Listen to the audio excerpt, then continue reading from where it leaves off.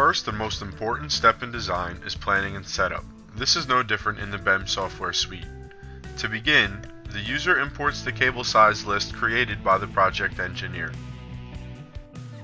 With the data entered correctly into the software, the cable type wizard will handle the rest.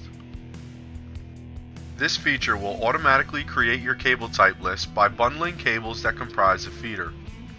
For instance, three 3-gauge 600-volt copper cables with a SIM THHN insulation in the colors of brown, orange, and yellow, and a 6-gauge 600-volt copper cable also with a SIM THHN insulation in the color of green for a ground. The cable properties generated will be used by the software for cable sizing, amperage check, raceway fill, tension and sidewall pressure calculations, estimating, and procurement.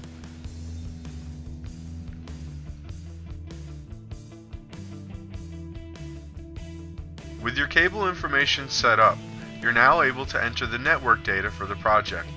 This is accomplished by utilizing the one-line diagram supplied by the engineer to drag and drop network components into the supplied window, known as the bus tree. As you drop a component onto the tree, you can right-click it and choose Properties in order to modify its size, voltage, phases, location, cable type, description, and other related properties. As equipment is added to your bus tree, an equipment list is being created by the program.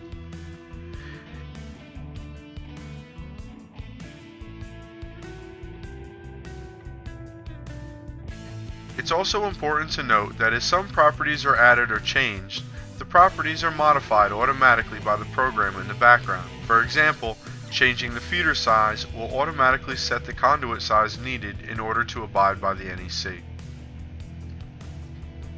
If you've been provided with a feeder schedule, preparing the bus network is as simple as a copy and paste procedure from Excel to the BEM software's WinTab interface.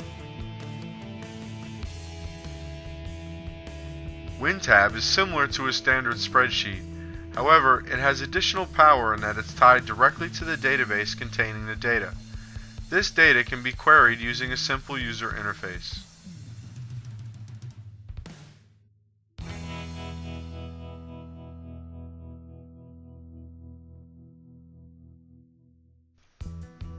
Once the bus network has been entered into the system, the user can enter the load information supplied by the engineer.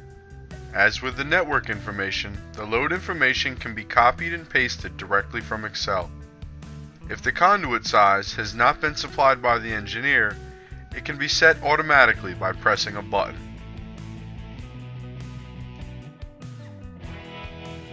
With our bus network and load lists entered, the program now has an equipment list. The only thing missing from the equipment information is an XYZ and equipment dimensions. We'll assign these by utilizing the Place Equipment form. This form is tied to the database that stores all the information that we've entered through the previous steps. The interface allows us to enter any additional information that may be important to the project, for example, width, depth, height, rotation, and a description for the equipment. The equipment itself is displayed using a BEM equipment avatar. Once the equipment is placed in the model, it is removed from the active list to prevent duplicate placement, and the properties added remain visible through the avatar in the 3D model.